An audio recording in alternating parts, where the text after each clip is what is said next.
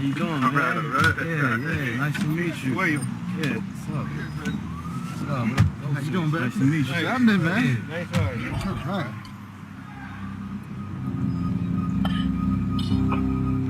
So 2 years ago, I moved to Georgia for 2 years. And my purpose moving to Georgia was to try my hand at acting there. A lot of the productions, I'm from California, a lot of the productions were moving out of state. They had been doing it for 10 years or even more. And I had always said, you know what, I should go to Georgia and try my hand at the acting market. So when the pandemic hit, and this was more than 2 years ago. What am I talking about? 2 years. This was I was in Georgia for 2 years, but about during the pandemic, near the beginning of it, I moved to Georgia, and it was a great experience. I lived in a small town called Covington, and I had to get what we call a survival job. And I worked as a audiovisual content manager for the county of Covington, and that long title meant I created video for their website. I managed all their social media. I created content for all their social media, and I helped manage the website. And a big part of my job also was that I helped them buy and install a brand new streaming device for their city council meetings, their county council meetings. But anyway, while I was there, I started working with a really great agent, one of the best agents in Georgia, Houghton Talent. I'd give them a plug, Houghton Talent in Georgia. I love those people. But anyway, I booked Wu-Tang, an American Saga. And it was a 3-day job, so I was very happy. They were shooting it in New Jersey, and I'm originally from New Jersey. And so I had to go up there, leave Georgia, go up to New Jersey, and shoot those scenes. And I played, now it's slipping my mind right now, I played one of the characters from the Delfonics. If you're familiar with the show or you want to go back and look at the show, there was an episode where one of the Wu-Tang rap members got this older group, the Delfonics, to be on one of his tracks. And so if you do a Google search for the Delfonics and Wu-Tang, you'll come up with this crazy story where when the rap group member went to pick them up, he got into a shootout, and the singers were in his car. So they recreated it, and it was a great little scene. I had a great experience. And also, to tell you a little bit too, one of the biggest interesting parts of being on the show was I got to meet the surviving member, Wilbert Hart. His name was Wilbert Hart, and he's still alive. The rest of his group, they have unfortunately passed away. But Wilbert is still alive, and he came to the set the day I was shooting. I was playing Wilbert, so I got to meet him, and it was a great experience. He was an older gentleman, and he said to me, we shook hands, and he said, "You're doing a really good job." So that was a big compliment. I was playing him. That was the first time I ever played a character. I played a character of some real person. And he was there, and he liked what I was doing, and it was a great experience being on the show. So, and the other two actors I worked with, I was kind of nervous a little bit being part of the group because I had never met them, and I never didn't get a chance to rehearse with them beforehand, which I always like to rehearse. As an actor, as a director, I always love the opportunity to rehearse with the actors before we get on the set. But I didn't know who they were. They didn't know who I was. And the first time I met them was I stepped out of my trailer, and both of them had trailers on the side, both sides of me. And then I said, well, I'm playing Wilbert. Who are you guys playing? And one guy was playing the older brother, and one guy was playing the younger brother. And we were all about the same age. And so it was great working with actors who were my age, on my same level. Instant friendship, because when you're an actor, a lot of times you're isolated. What I say, when you deal with people who have normal jobs, who live normal lives, they don't get it. They get it if you are extremely successful. If you're up there with the A-list or you're just below the A-list, they get that. But they don't get the struggles and the turmoil that a normal actor like me, a character actor, goes through. They don't want to get it, and they shouldn't want to get it because it's not easy. But I always tell people, this is something that I chose to do. I mean, when I was in college, I originally went for a teaching position. I was going to be a teacher, and then I changed my mind. I was going to be a physical therapist, and then finally, I decided on what I wanted to do. I wanted to work in the film and television industry, and I had acting as a minor. So that was a hard decision. That was a decision that I didn't think that much about, because in my mind, I was going to be an A-list actor. There was no question about it.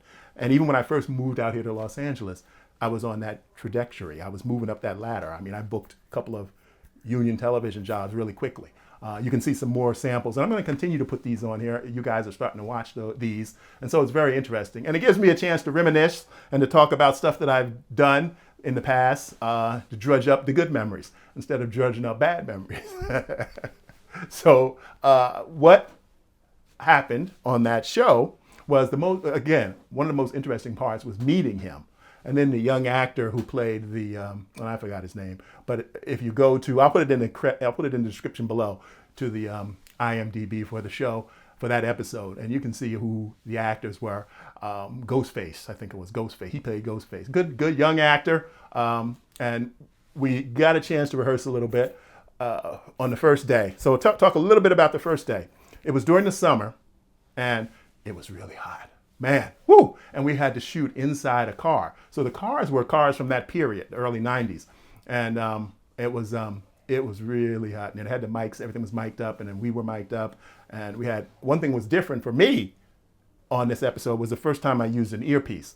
And the reason they want us to use an earpiece is because we had to do a little bit of singing in the car. And they wanted us to all be on tune. So in the earpiece, they were playing the song that we actually sung, the real song that actually was in the real life music video that the rapper had created. So we had to listen to that. That was the first time I had to use that. So we got a little bit of a time to rehearse it. And at first, I thought it was going to throw me off because I had some dialogue in the car, and then I had to sing. And so I hadn't done that before, but I told myself, okay, stop thinking about it. Just do it. I was trying to think if I could get away with taking the earpiece out and doing the scene, but I wanted to be professional. All the other guys kept theirs in, and it didn't seem to bother them. But having something in my ear, this little earpiece, while I'm trying to act and sing and remember my dialogue was kind of difficult. But I did a quick self-talk. You can do this. Go ahead, ignore the earpiece. And I kind of have sometimes a low level of OCD. When I fixate on something, it throws me off, but I ignored it. I was able to ignore it and have my lines on cue and interact with the other actors. The scene was pretty extensive too. That's why it was a 3-day shoot. So the first day we worked on the part where we shot out of order, obviously. A lot of stuff you shoot out of order. So we met the rapper. We got in his car, we exchanged dialogue, and he did some talking, and the main character actor who was played my brother, they did some talking in the front seat, and then me and the other brother piped in a few times during that scene. I showed you a little bit of the scene at the head, but right now I'll show you the full scene. So have a look at it right now, and then I can explain it a little bit more. Thanks for the ride. Nah, of course. Yo, thank you so much for doing this. Nah, for real. Like I grew up on y'all. Like since I was a snot-nosed kid, just listening to y'all records and shit. Always great to hear. Yeah. Nah, for real. Y'all music really helped me get through some shit in my life. I grew up right over there. Has it changed much?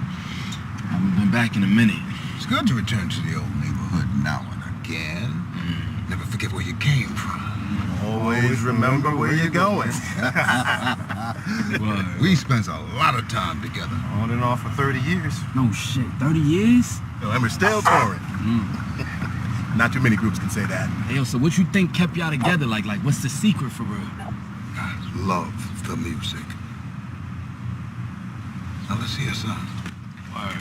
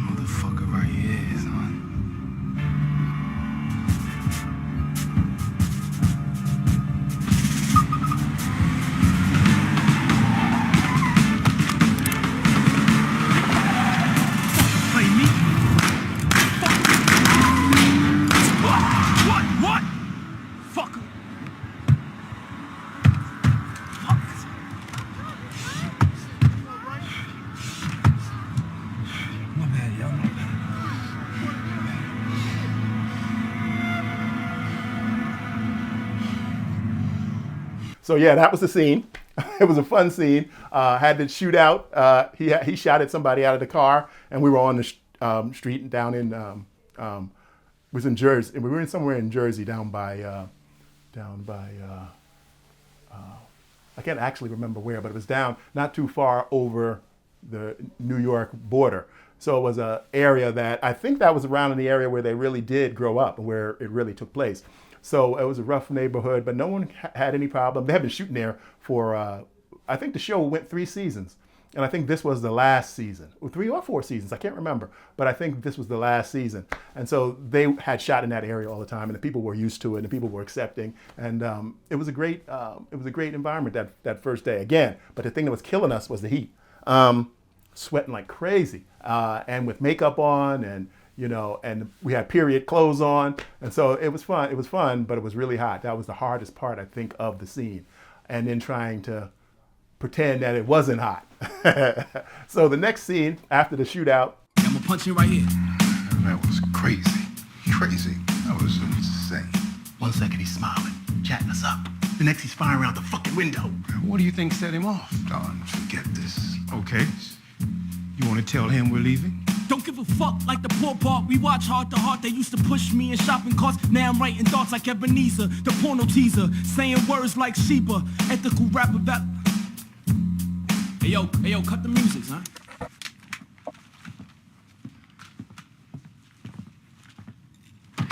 Everything cool in here? Yeah. You sure? He's just anxious to do his thing, right? Right. Oh, word. I mean, I could do my verse later if y'all want to just go in there and do y'all shit now. It works for us.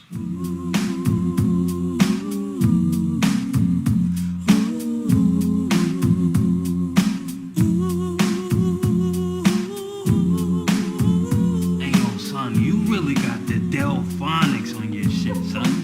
Hey, yo, I'm saying, son, this shit crazy, son. just saw the scene where we went to the record recording studio, and so I think we took it. That was a 2-day shoot, I think. But anyway, the first part of it was we're outside the booth and we're listening to the rapper in there doing some of his lines, and so the shot starts there with him, and he's doing his rap thing, and we're outside, and the 3 brothers are talking to each other. So that was another scene that I wish we could have rehearsed more. And this is a little tip for actors out there who are new to the business. Character actors don't get that much time to rehearse. So you have to prepare on your own. You have to be ready to go when you get there, know your dialogue, rehearse what you're going to do, and be flexible to change if the director tells you he wants you to do something a little bit different. So have that flexibility. Always have that flexibility. Be willing to change. And when I tell actors, when I say change, I don't mean throw everything out that you've done or that you've prepared, but layer what the director tells you on top of that. Layer it on top. So that's what he sees. You want to stay with the director's vision. You want the scene to play the way it's supposed to be, especially on television, because the main characters are the main guys that establish it.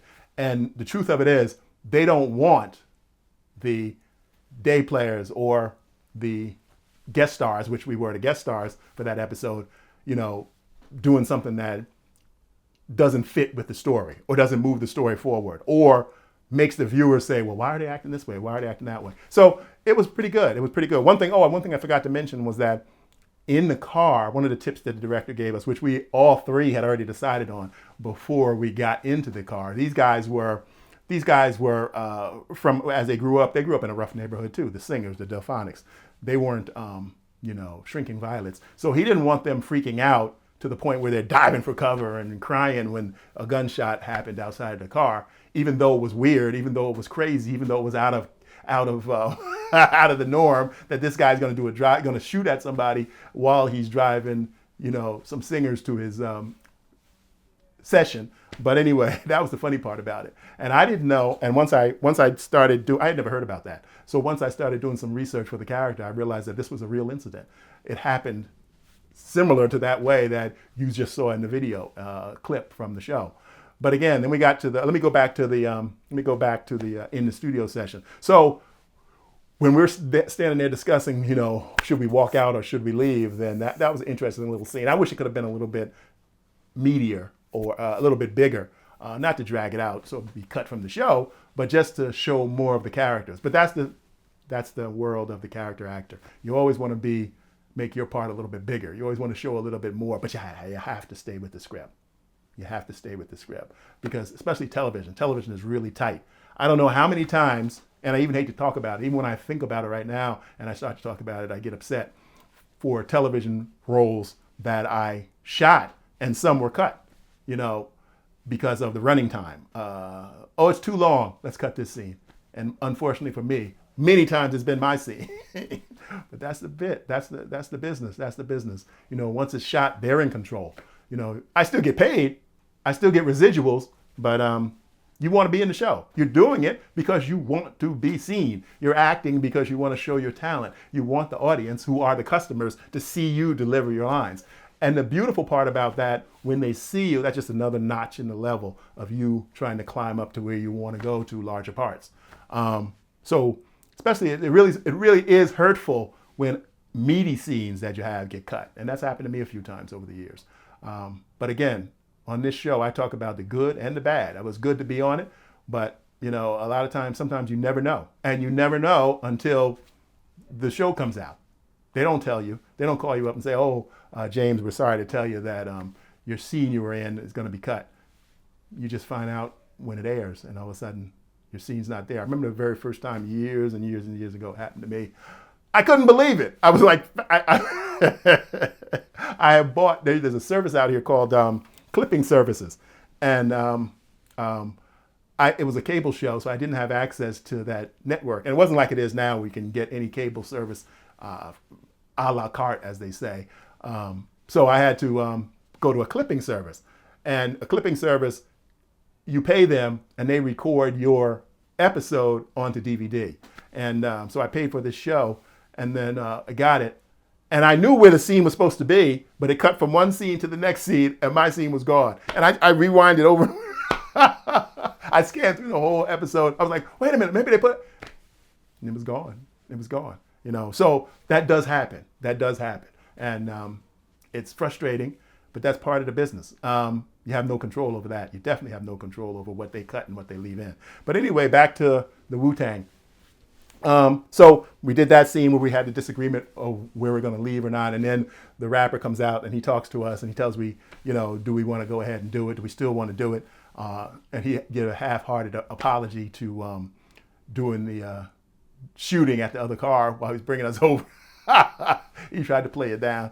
And so then we decided to go ahead and do the recording. And I guess that happened in real life. I didn't get a chance to ask Wilbert, but how true the episode, I would have liked to ask him that, how true the episode was to what really happened from his recollection, but I didn't get a chance to do that. So, but then we went inside and we did our little singing bit, and that was kind of fun to me too. I can carry a tune a little bit, but it was good to the other guys. Two of the other guys were actually singers, and so I kind of just did the harmony in the background. I did a little bit of harmony, and so I was able to blend in with them. And that was one of the first things I told them when we met, when we came out of the trailers. I said, either one of you guys can sing? And both of them could. So I was like, woo, that's a big load off of my mind, because I had already decided that I was going to put myself as in the harmony area where I'm just, woo, yeah, that kind of thing in the background. So, and they took the lead of the singing, and it worked out great. And then some people even asked me, we didn't know you could sing. And I said, yeah. But it was a good episode. I loved doing it. I hadn't watched the show. I think the show started in 2019, and it ran those years until 2023 or 2024. But I think I was on the last season, or there might have been one more season. Again, I'm repeating myself. But so that was me playing Wilbert Hart from the Delfonics. And I'm going to do more of these. I enjoy talking about it. This one didn't have that much controversy as some of the other ones. One I'm going to do next had a little bit of controversy, and I'm kind of holding that back because the director was a character, an actress that I really liked, and it was sad because she didn't like me. But I'm still not sure if I'm going to talk about that episode. But it's great to be able to talk to you guys and talk about some of the acting experiences I had. And hopefully you can learn something from it. Again, the main takeaway from this is that you have to get prepared on your own. And when you get there, be ready to deliver, because sometimes you won't get any time to rehearse. You won't get any time to rehearse. You'll get in there and you'll do it. And you'll have to do the scene with the actors who have been on the show for 5 or 6 years. And you need to be as good as them. So you need to be completely prepared. And not only do you have to be prepared, you have to be flexible. Because sometimes the director wants you to do something that you didn't even think of. And you have to have that flexibility. So that's why I talk about rehearsing on your own. I talk about keeping your acting muscles in shape by doing scenes with actor friends, doing monologues on your own. Keep your acting muscle in shape so that you can be flexible. Do the scene one way and then just purposely do it a different way. It's great practice for auditions. It's great practice for really being on the set, working with the directors. Because you don't want to be that guy or that girl who gets there and says, oh, this is how I planned the character and this is what it's supposed to be. And I've had that happen to me as a director. I've done some videos on that. You can look those up on my channel also. And in closing, I want to ask you guys to go to my channel and watch some of my content. Watch some of my playlists and share it if you can. If you like what you see, share it. I'm really working now hard to build up my watch hours. I'm really heading towards monetization. I'm really getting there. And I need your help. Only you can help me get monetized. So go to my channel, watch some of my playlists. I appreciate it. And if you haven't subscribed, please subscribe. I'll see you in the next one.